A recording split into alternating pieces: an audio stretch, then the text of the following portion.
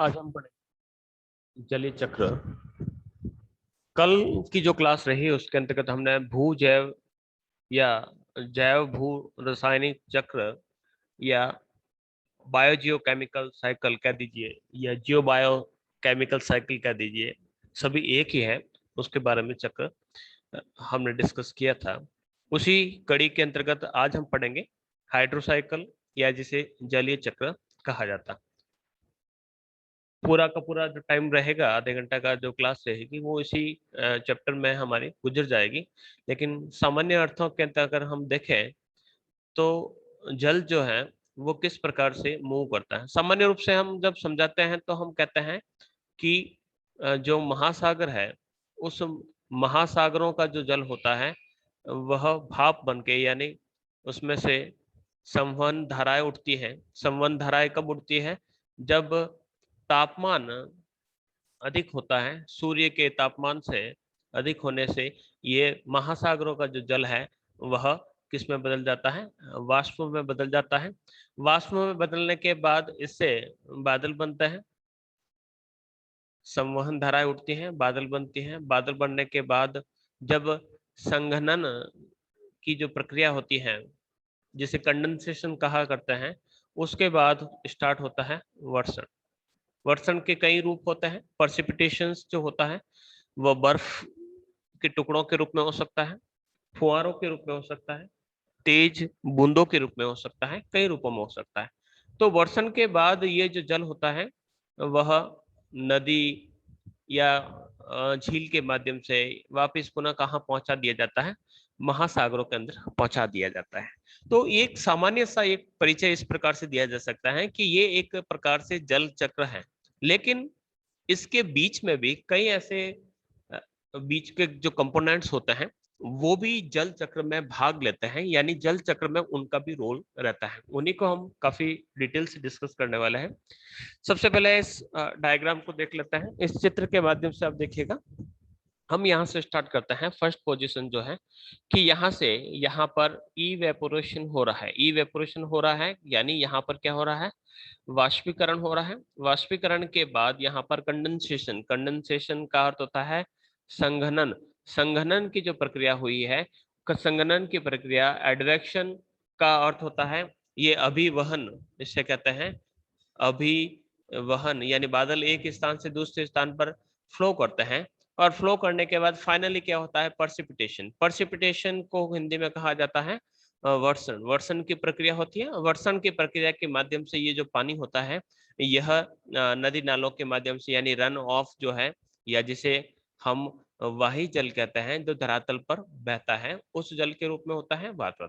अब ये जल है तो जल की कुछ मात्रा जो होती है जो ग्राउंड वाटर के रूप में, जैसे कि यहाँ पर हमने कहा कि ये भूमि भूमि भूजल जो है या भूमि के ऊपर का पानी है। कुछ जो पानी है वह प्लांट टेक करता है, यानी प्लांट के माध्यम से प्लांट की पत्तियों में जाता है। प्लांट जब ट्रांसपायरेशन करता है, जिसे हम उत्सर्जन की प्रक्रिया कहते हैं, उत्सर्जन के माध्यम से ये सम्मलेशन यानी वापस पानी जो है वह बाहर भाप के रूप में छोड़ दिया जाता है। तो इस प्रकार से ये प्रक्रिया जो है लगातार चलती रहती है। यानी केवल महासागरों का जल का भी रोल नहीं रहता है, पर्वतों का भी रोल रहता है। पर्वतों के सारे सारे ये हवाएं ऊपर उठती है। ऊपर उठने के बाद एडवेक्शन होता है, कंडेंसेशन होता है, पर्सिपिटेशन होता है, फिर बर्फ भी जमता है। काफी ऊंचाई पर जाने के बाद बर्फ जमता है। बर्फ जब पिघलता है तो पिघलने के बाद वापस कहाँ पर पहुंच जाता है?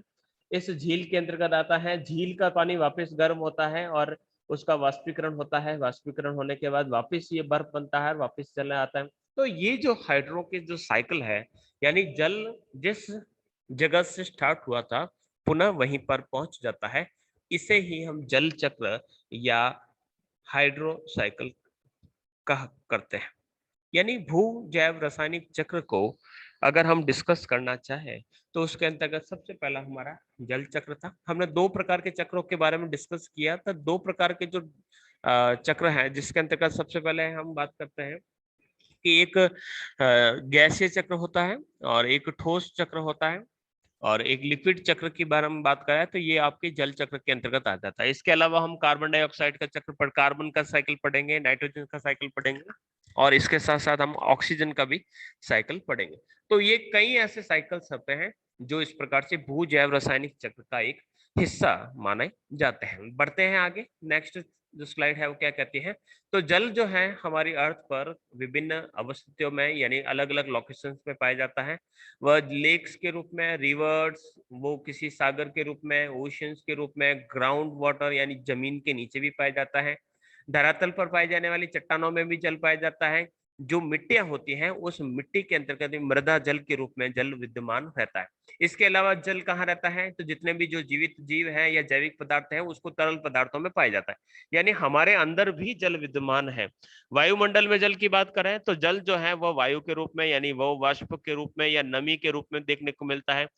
बड़े बड़े उच्च अक्षांशों की बात करते हैं यानी हाई एल्टीट्यूड पर जाए, जो पोलर रीजन है, जो ध्रुवीय क्षेत्र है, तो वहां पर जो ये जल मिलता है वह हिम के रूप में मिलता है। तो जल जो है वह विभिन्न अवस्थितियों के अंतर्गत देखने को मिलता है।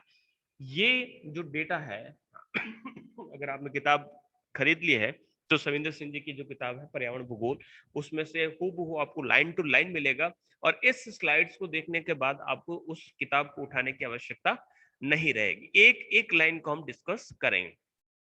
जल जो है जीव मंडल में जीवों के लिए अत्यधिक महत्वपूर्ण होता है, एक सामान्य सी बात है, सभी को पता है। और क्यों आवश्यक है, क्योंकि जो जल होता है वो सभी तत्वों को घुलाने में समर्थ होता है, इसलिए आवश्यक है।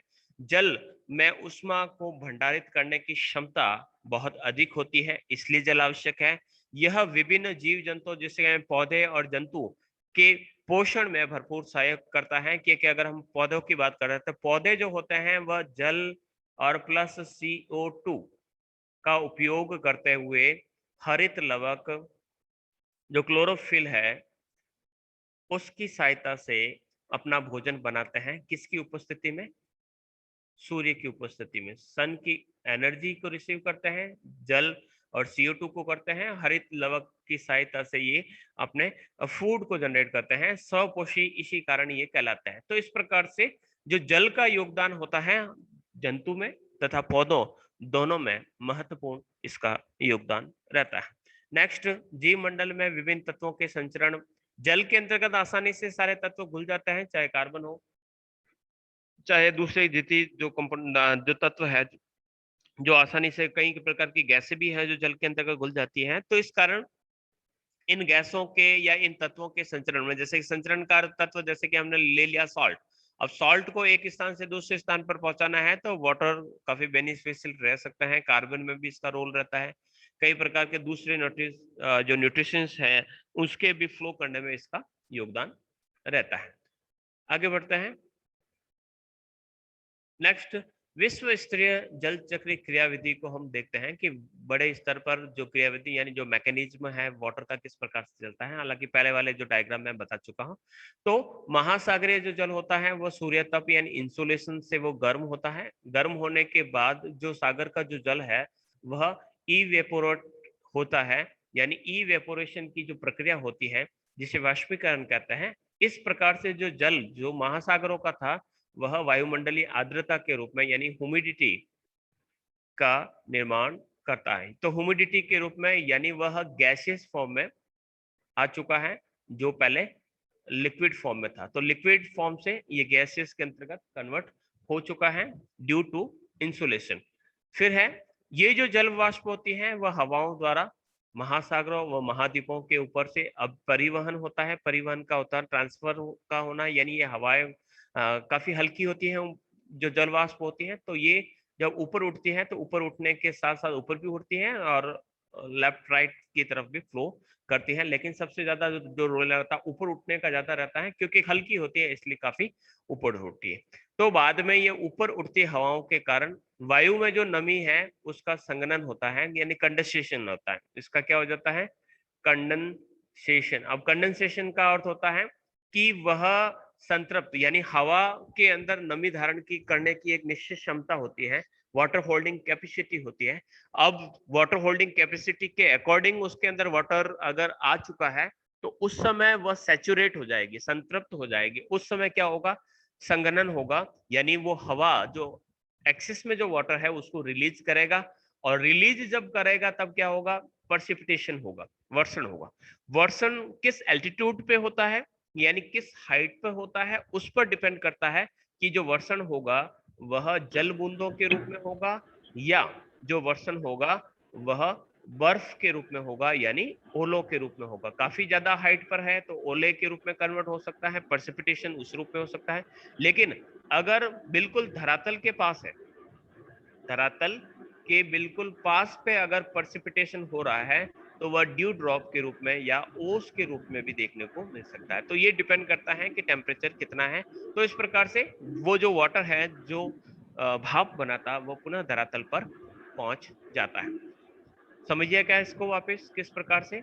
तो महासागर, अब महासागरों के ऊपर जैसे कि वर्ष पर्सिपिटेशन किस प्रकार से हो रहा है, तो पर्सिपिटेशन को यहाँ से स्टार्ट कर लेते हैं। देखिए बादल है, बादल बरस रहे हैं, बरसने के बाद कुछ जो पानी है पौधों की जड़ों के माध्यम से सीधा धरातल के अंदर पहुंच गया, कुछ जो पानी है वह धरातल पर बहता हुआ यानी नदियों के माध्यम से रन ऑफ वाटर के रूप में महासागर के अंदर पहुंच गया, और यहाँ से जो वाटर वेपर्स बना यानी जो इवेपोरेशन हुआ उस वाष्पीकरण से यहाँ से भी वाष्पीकरण हो रहा है और यहाँ से भी वाष्पीकरण हो रहा है, उससे क्या बन गया, यहाँ पर बन गए वाटर वेपर्स। अब वाटर वेपर्स किस में कन्वर्ट हो रहे हैं, वह क्लाउड्स बना रहे हैं, और क्लाउड्स जो है वह जब संघनित होंगे उनका कंडेंसेशन होगा, वापिस बारिश के रूप में वो नीचे आ गए, वाटर वाटर महासागरों के अंतर्गत आ गए। अंत इनफिल्ट्रेशन का अर्थ होता है कि जो पौधों के जड़ों के माध्यम से जो पानी की जो मात्रा धरातल के नीचे पहुंच जाती है तो उसे हम अंतः संचरण, अंतः यानी अंदर, संचरण का अर्थ होता है फ्लो, अंदर की तरफ वाटर का जो फ्लो होता है उसे हम इन फिल्ट्रेशन के नाम से जानते हैं। तो ये पूरा का पूरा वाटर साइकिल कहलाता है, यानी इसी को ही हम जल चक्र कहते हैं। नेक्स्ट स्लाइड पर बढ़ते हैं। तो धरातल पर जो बारिश है वह कई प्रकार से होता है। तो कुछ वर्षा सीधे नदियों, झीलों वह जल भंडारों में होती है, यानी जो बारिश हो रही है वो नदी के ऊपर हो रही है, बारिश झील के ऊपर हो रही है, या फिर जो बारिश हो रही है वह महासागरों के ऊपर हो रही है। तो इससे प्रत्येक वर्षा या सीधा वर्षण जो डायरेक्ट फॉल कहते हैं, डायरेक्ट फॉल का अर्थ होता है कि यानी जमीन पर पानी आया ही नहीं, महासागर के ऊपर जो बारिश भर हो रही है उसका कोई लेना देना नहीं रहता है, हमारे लिए किसी प्रकार का लाभदायक नहीं होता है। तो इस प्रकार से वर्षा का जो जल है वह नदियों द्वारा सीधे सागरों के अंदर विलय हो जाता है। वर्षा के जल का कुछ भाग जो होता है वह वनस्पतियों यानी जो वेजिटेशन होता है, जैसे कि वनों के वितान, वितान का अर्थ होता है कैनोपी, कैनोपी को हम इस प्रकार से बता सकते हैं कि ये जो वृक्ष का तना है, इस तने के ऊपर ये जो है ये भाग जो कहलाता है, ये जो भाग होता है ये कहलाता है कैनोपी, या इसे हिंदी में कहा जाता है वितान, या इंग्लिश में कहा जाता है कैनोपी। तो ये जो कैनोपी है उसके द्वारा अंतरारोधन, अंतरारोधन यानी इंटरसेप्शन हो जाता है, यानी वो पानी जो है इन वितान के माध्यम से, इसके ऊपर पानी की बूंदे गिरी, वह इसके तने के माध्यम से सीधा जड़ों के माध्यम से सीधा कहां पर जा रहे हैं, वह मृदा के अंतर्गत या भूमि के अंदर वो पानी जल की मात्रा है वो पहुंच जाती है। तो इस प्रकार से इस अंतरारोधित अर्थात वृक्ष के ऊपरी भागों द्वारा, वृक्ष का ऊपरी भाग यानी यहाँ पर जो वर्षा रोकी गई की मात्रा का कुछ भाग वाष्पीकरण होता है, तो कुछ भाग तो जड़ों के माध्यम से अंदर चला गया, और कुछ जो भाग अभी तक इस पेड़ों के ऊपर ही पड़ा है, कुछ बूंदे गिरी हुई है, वह क्या हो जाएगी, उसका इवेपोरेशन हो जाएगा, यानी वह वाष्पीकृत होकर चली जाएगी, ऊपर भाप बनकर चली जाएगी। कुछ भाग होता है वह वृक्षों की शाखाओं या तनों के माध्यम से तना प्रवाह, स्टेम फ्लो, वह हवाई सरिता, एरियल स्टिमुलेट के रूप में वह जमीन तक पहुंचता है, यानी जड़ों के माध्यम से, तनों के माध्यम से ये जमीन के अंदर पहुंच जाता है।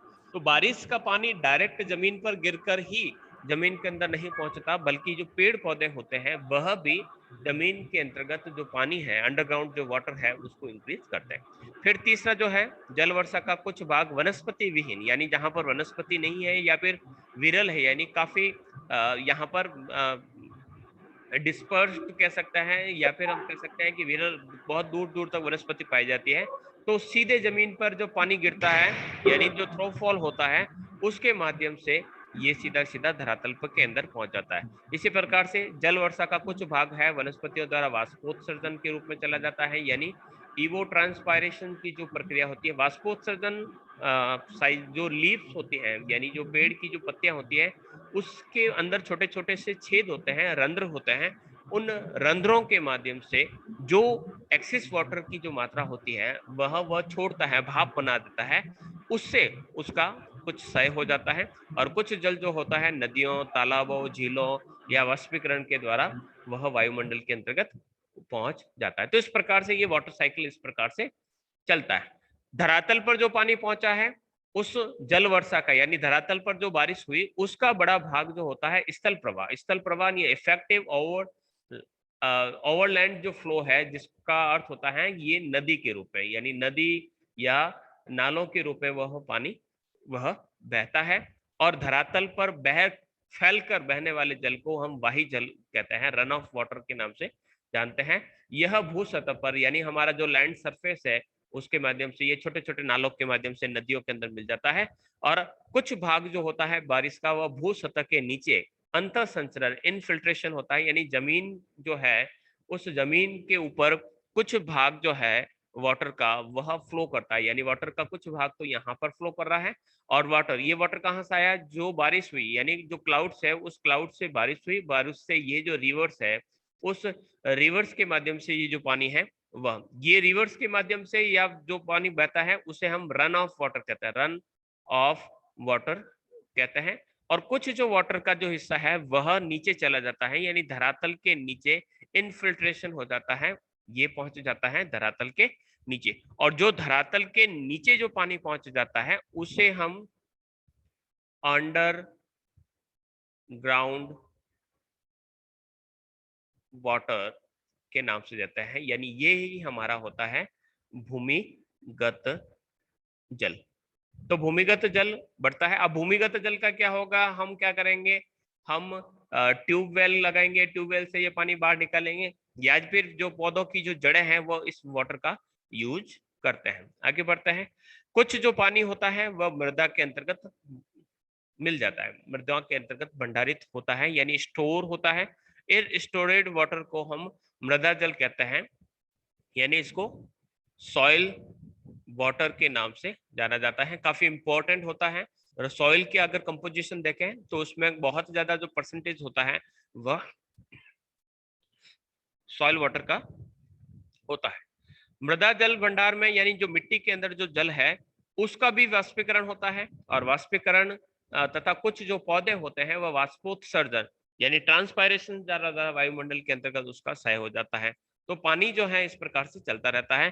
कुल जो है कुछ जल जो होते हैं वह यहाँ पर ये है सोतो। सोतो का अर्थ होता है पुनः सतह पर होता है, यानी सरफेस पर ऐसा कोई स्थान जहां से पानी जो है अपना आप जो बाहर निकलता है, जैसे कि ऑस्ट्रेलिया के अंतर्गत इस प्रकार के ऑर्टिजन्स जो कुएं हैं उसके माध्यम से अपना आप अंडरग्राउंड वाटर जो है वो धरातल पर बिना छेद किए हुए निकल जाता है। तो इस प्रकार से जो अपना आप जो पानी आता है तो उसके माध्यम से धरातल पर आ जाता है। ये जो पानी आ रहा है सोतों के माध्यम, सोते जो होते हैं वह हॉट भी होते हैं और कोल्ड स्प्रिंग होते हैं, यानी जमीन के अंदर से गर्मा गर्म पानी कहीं निकलते हुए देखने को आपको मिल सकता है। मृदा में जो जल भंडार है उसका कुछ जल जो होता है वो नीचे की तरफ अंतर संचरण यानी इनफिल्ट्रेशन उसका भी हो जाता है, वह भी पानी नीचे अंडरग्राउंड वाटर को पहुंच जाते हैं। तो कई बार कहते हैं कि हमारे जो अंडरग्राउंड वाटर का जो सोर्स किस प्रकार से है, तो अंडरग्राउंड वाटर जो होता है इसी प्रकार से अलग अलग सोर्सेज के माध्यम से धरातल के नीचे पहुंच जाता है। तो भूमिगत जल भंडार जो होता है वह धरातल के नीचे संचरित होता है, स्टोर्ड होता है। सोर्सेज कौन कौन से हैं, तो पेड़ पौधे हैं, मृदा के अंदर जो जल है वह है, इसके अलावा जो इनफिल्ट्रेशन हो रहा है उसके माध्यम से हो रहा है। आगे बढ़ता है।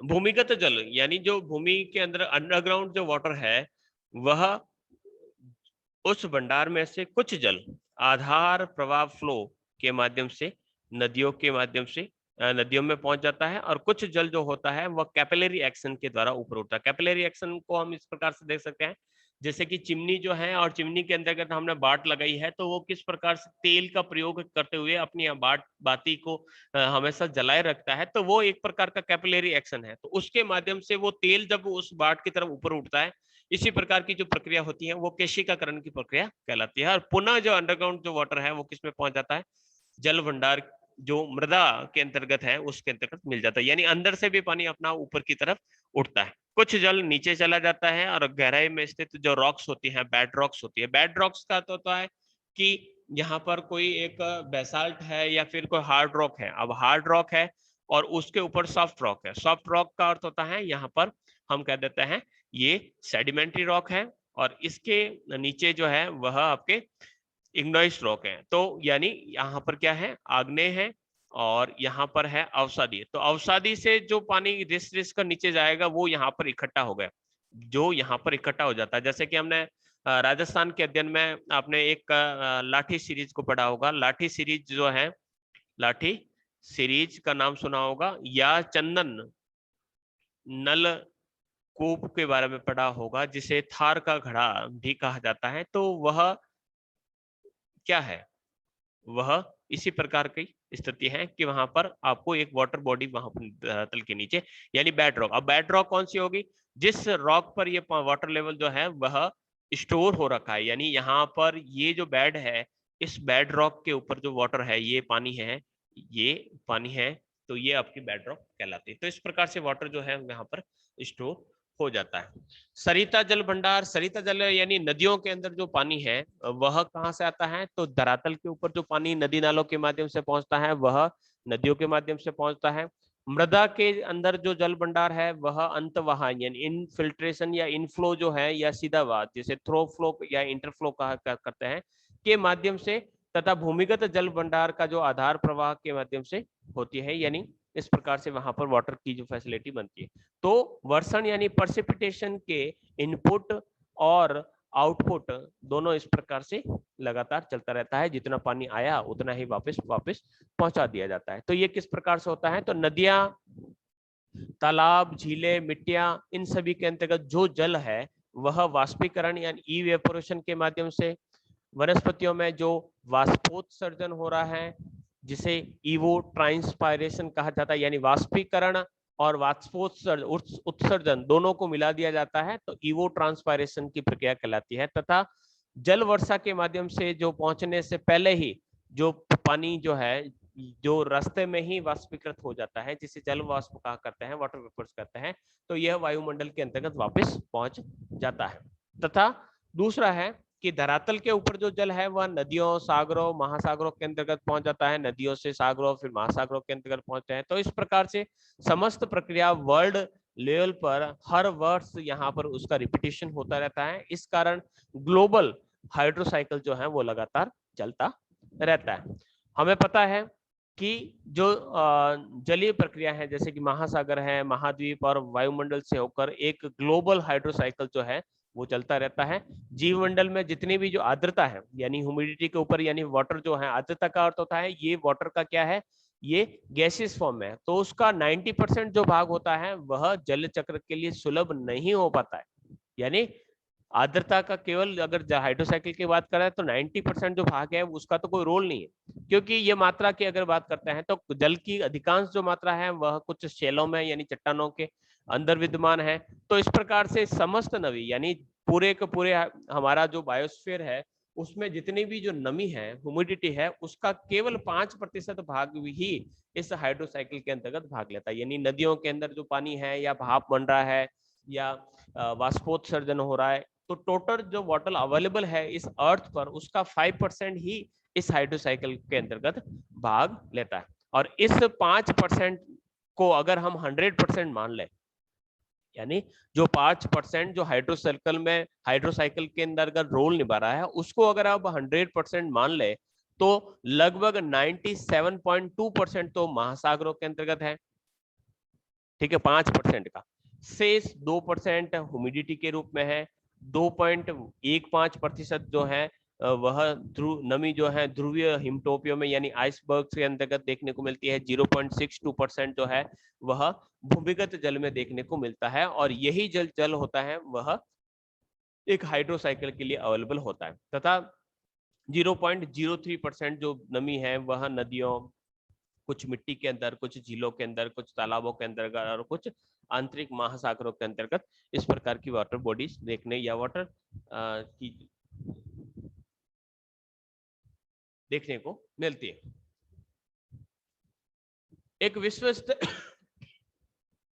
हाइड्रोसाइकिल के अंतर्गत देखें तो भूतल पर वाष्पीकरण और वर्षण में संतुलन होता है। वाष्पीकरण यानी कितना इवेपोरेशन हुआ और कितना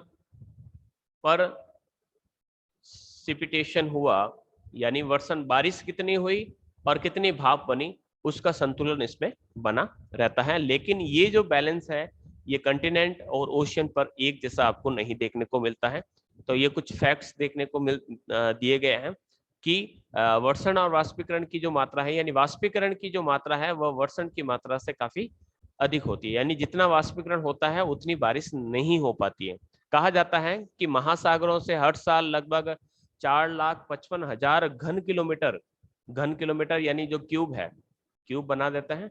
तो इस प्रकार से ये 4,55,000 घन किलोमीटर यानी किलोमीटर बाय किलोमीटर का ये जो एरिया है उतना वाष्पीकरण होता है। लेकिन वाष्पीकरण के इतना होने के बावजूद भी जो बारिश होती है उसका परसेंटेज कितना है, लगभग 4,09,000 है। यानी अप्रोक्सीमेटली अगर बात करें तो लगभग 46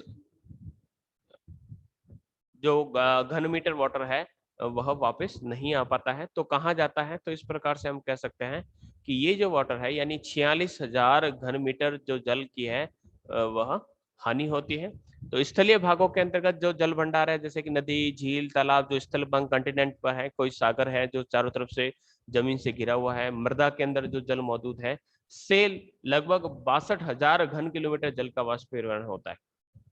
परंतु बारिश की बात करें तो स्थलीय भागों पर 1,08,000 की होती है। यानी वाष्पीकरण यहाँ पर क्या हो रहा है, यहाँ पर कम हो रहा है, लेकिन वर्षा यहाँ पर ज्यादा होती। तो ये एक्सिस जो वाटर है जो यहाँ पर स्थलीय भागों में बारिश कर रहा है, तो वो कहाँ से है, तो वो महासागरों से है। तो इस प्रकार से सही तरीके से कह सकते हैं, तो इस तरह हम कह सकते हैं लगभग प्रतिवर्ष 46,000 घन किलोमीटर अतिरिक्त जल की जो प्राप्ति है वह हमें अर्थ पर प्राप्त होती है। और ये जो पानी है, जो 46 अतिरिक्त जो 1,000 घन मीटर पानी है, वह नदियों द्वारा वापस पुनः महासागरों के अंदर पहुंचा दिया जाता है। और महासागरों का जितना वाष्पीकरण द्वारा जितना जल वाष्प के रूप में यानी इवेपोरेट होता है, जिसे हम 4,55,000 घन किलोमीटर कहते हैं, महासागरों के ऊपर वायुमंडल में पहुंचता है। कुछ भाग यानी 46,000 घन मीटर जो है वह वायुमंडलीय पवन संचार महाद्वीपों के ऊपर पहुंच जाता है। अतः महाद्वीपों पर वाष्पीकरण से वर्षा की जो मात्रा है वह अधिक होती है, यानी जितना महाद्वीपों पर कुल वाष्पीकरण होता है उससे ज्यादा यहाँ पर बारिश हो जाती है। ऐसे कुछ फैक्ट्स कहते हैं। तो पारिस्थितिकी तंत्र के अंतर्गत मनुष्य किस प्रकार से हाइड्रोसाइकिल को प्रभावित करता है, तो किस प्रकार से, तो वह उसके कई रूपों में परिवर्तन करने में समर्थ है। मनुष्य में इतनी क्षमताएं हैं कि वह हाइड्रोसाइकिल को प्रभावित करता है। तो किस प्रकार से, जैसे कि हमने कहा कि नदियों के ऊपर हमने बांध बना दिया, एनीकट बना दिए, वाटर का हम मिसयूज कर रहे हैं। तो कुछ इच्छित होते हैं और कुछ अनिच्छित कार्य होते हैं, उसके माध्यम से वह वायुमंडल के अंतर्गत इस हाइड्रोसाइकिल को प्रभावित करता है। जैसे कि मौसम सुधार कार्यक्रम, अभी राजस्थान के अंदर बारिश नहीं हो रही है, हम कृत्रिम वर्षा कराएंगे। वायुमंडल के ओजोन स्तर में कमी, वायुमंडल में जल की मात्रा की मात्रा में परिवर्तन द्वारा वायुमंडलीय जो संचार प्रतिरूप यानी एटमॉस्फेरिक जो सर्कुलेशन जो पैटर्न है वह कई बार चेंज हो जाता है। और इस प्रकार से वायुमंडलीय संचार प्रतिरूप यानी एटमॉस्फेरिक सर्कुलर पैटर्न जो है उसमें जब परिवर्तन आता है तो स्थलीय भाग यानी जो महाद्वीप है और जो ओशन है उसके ऊपर जो जल वाष्प है उसके गमन यानी आउटपुट और उसके ट्रांसफर में परिवर्तन हो जाता है। तो इस प्रकार से वायुमंडल में जो जल वाष्प है उसका परिवर्तन होता है तो वर्षण प्रभावित होता है, बारिश नहीं होती है या फिर होती है तो बहुत ज्यादा होती है। तो इस प्रकार से जलीय चक्र के वर्षण संगठन यानी प्रेसिपिटेशन के जो कंपोनेंट्स है उसमें धूल कणों की मात्रा में परिवर्तन हो सकता है। तो उससे भी यानी प्रेसिपिटेशन होगा तो वो कहाँ होगा, तो वायुमंडल के अंदर, जैसे कि हम ओस की बात करते हैं या फिर हम कोहरे की बात करते हैं, तो वह धूल के कणों के ऊपर डिपेंड करता है। तो वह भी इस प्रेसिपिटेशन की मात्रा को प्रभावित करता है, यानी वो जल धरातल पर नहीं पहुंच पाता है। इसी प्रकार से जो मनुष्य द्वारा निर्मित जो कारखाने हैं तो उसमें से जो पार्टिकुलेट मैटर्स निकलता है, यानी जो ठोस पदार्थ वायुमंडल के अंतर्गत चिमनियों के माध्यम से, जो चिमनी होती है उस चिमनी के माध्यम से छोड़ दिए जाते हैं। तो इस पदार्थ यानी ये जो ठोस मटेरियल्स है जो यहाँ पर चिमनी कहते हैं, यानी जो कारखाने हैं उस कारखाने से जो ये चिमनियों के माध्यम से जो धुआं छोड़ा गया, उस धुएं के माध्यम से जो ये जो कण है उसके माध्यम से ये यहाँ पर प्रेसिपिटेशन हो जाता है, उससे जो वाटर जितना धरातल पर आना था वो नहीं आ पाता है। तो यह बारिश की बूंदों के लिए आर्द्रता का ही बन जाता है, यानी आपके हाइड्रोक्साइड न्यूक्लियस बन जाता है, यानी इन कणों के ऊपर जो धूल के कण है या फिर जो कार्बन के कण है उसके ऊपर जल की वाष्प क्या बूंदे क्या होती हैं, अपने आपको पर्सिपिटेट कर लेती है, वहां पर संघनित कर लेती है। ऐसी स्थिति में वहां पर क्या बन जाता है, वहां पर कोहरा छा जाता है, कोहरा छा जाता है या फिर वहां पर स्मोक बन जाता है।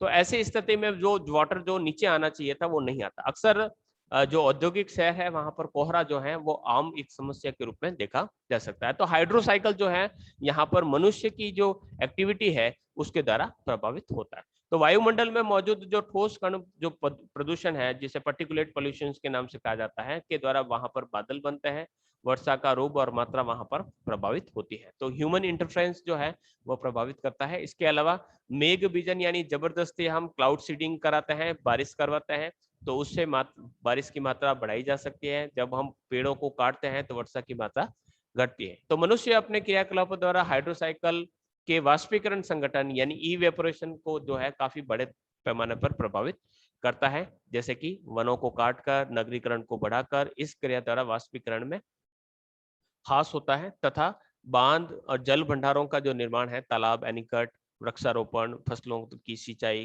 के द्वारा वाष्पीकरण में वृद्धि। बांध बनाकर आपने पानी कहीं पर रोक लिया है तो वहां पर नो डाउट वहां पर वाष्पीकरण की जो प्रक्रिया है वो बढ़ जाएगी। इसी प्रकार से वृक्षारोपण या फसल सिंचाई अलग होती है तो यहाँ पर आप वाष्पोत्सर्जन